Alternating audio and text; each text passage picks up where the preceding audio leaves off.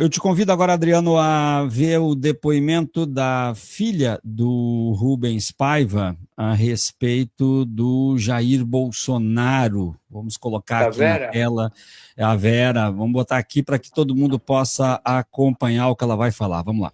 A gente tem que lembrar que o Bolsonaro, quando deputado, ele na porta do gabinete dele tinha um cartaz com um cachorro com osso na boca, que dizia: quem procura osso é cachorro. E veja, foi um dos primeiros marcos de memória, uma iniciativa do deputado Paulo Teixeira, de produzir um busto do meu pai, que é o único desaparecido político do Congresso Nacional, das duas câmaras, Câmara do Senado, é o único parlamentar cuja condição é desaparecido, não foi o único preso, nem ex-preso, nem ex-torturado, mas é o único desaparecido. Entre a Câmara e o Senado tem um busto de Rubens Paiva, e no dia da inauguração, lotado de gente, parlamentares de todos os partidos, minha família, amigos dele, quem podia estar em Brasília, a gente inaugurando o busto, o Bolsonaro passa na frente, no meio da família, provocando, né, como todo covarde, não estava sozinho, ele estava com 2 armários, 2 pessoas gigantes do lado dele, e provoca, e na provocação dá uma cuspida nesse primeiro, digamos, marco e símbolo de memória e de homenagem a Rubens Paiva. E esse é um lugar que a gente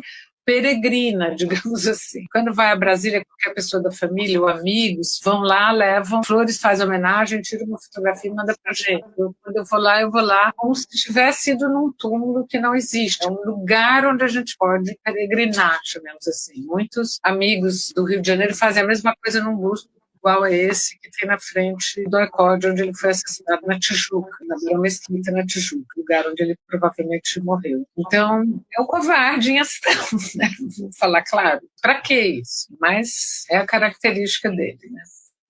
Então, Adriano Diogo, o cidadão conseguiu ir, a façanha de ir na inauguração do busto de Rubens Paiva para cuspir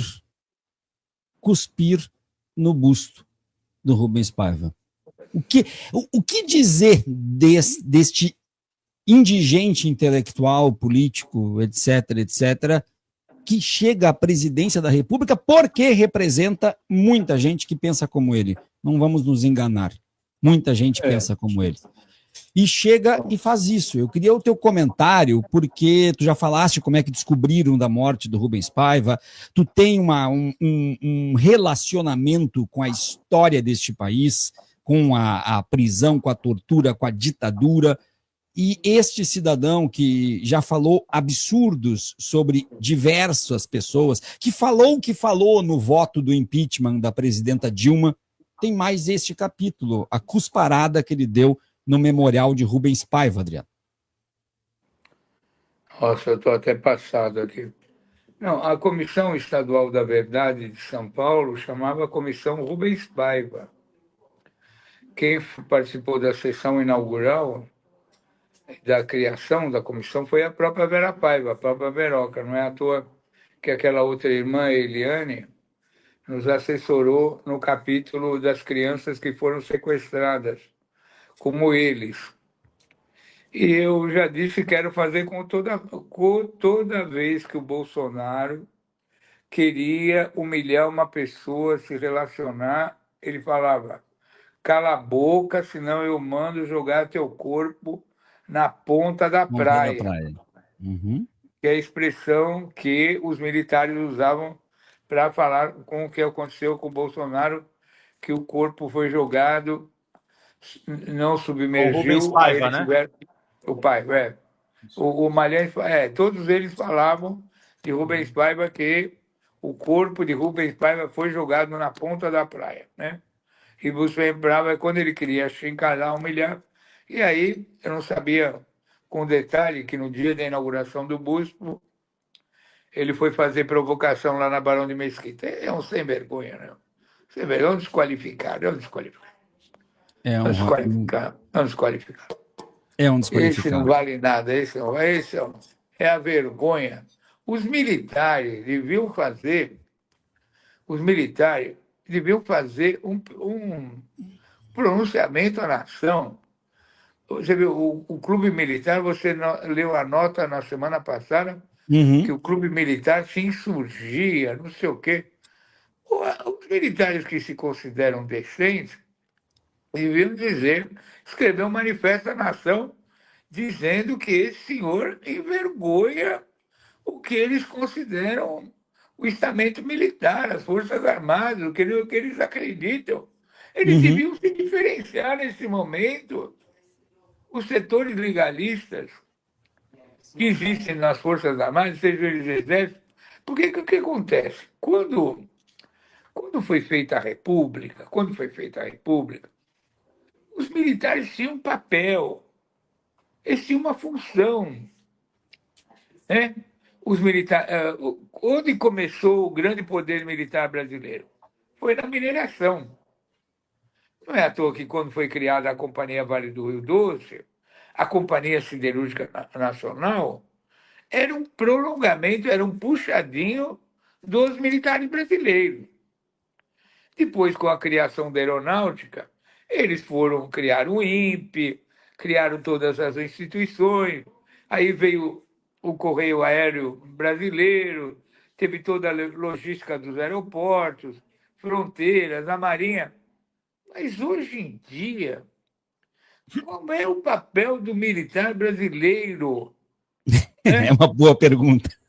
Qual é o papel? Você lembra? Vocês são muito mais estudiosos que eu, o crime lá da Rua dos Toneleiros, na época do Getúlio, quando os militares da aeronáutica se engalfinharam com os militares do Exército, porque quem tomava conta da Petrobras, que como consequência veio a morte, o suicídio de Getúlio, por causa daquela acusação daquele senhor lá que era o importante Carlos na vida Lacerda. do Getúlio. O Lacerda e o Major Vaz, né? Foi o major da aeronáutica, cara. Quer dizer, desde então, os militares brasileiros lutam pelo poder. E o maior Sempre. núcleo de poder dos militares brasileiros foi a Petrobras. Foi a Petrobras.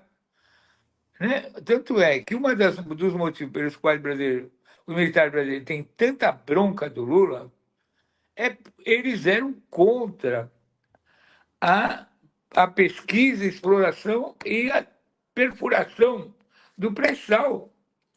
Foi o geólogo Guilherme Estrela, da Petrobras, que falou: vamos furar na profundeza do Oceano Atlântico, na bacia de Campos e tal, e descobriram o pré-sal.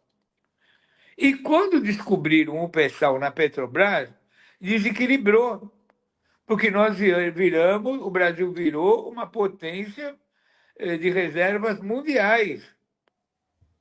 E isso, os militares brasileiros não se conformam que isso ocorreu no governo Lula. Porque os militares brasileiros que discutem o petróleo sempre advogaram que os americanos é que devem pesquisar e explorar o petróleo brasileiro. Essa que foi a grande divergência que gerou a Lava Jato. Aquele negócio do mensalão, aquela crise toda, tal, foi por causa da descoberta do pré-sal. Não é à toa que, quando ocorreu tudo isso no governo da Dilma, eles mudaram toda a legislação do monopólio estatal do petróleo, acabaram com a Brasmetro, distribuidora. Nós não temos mais um posto de gasolina da Petrobras no Brasil hoje. É tudo Cosan, Shell. Né? Então, esses militares brasileiros, eles perderam a função e perderam sua origem na defesa da soberania nacional, defesa das fronteiras, que era a sua razão de ser. Né?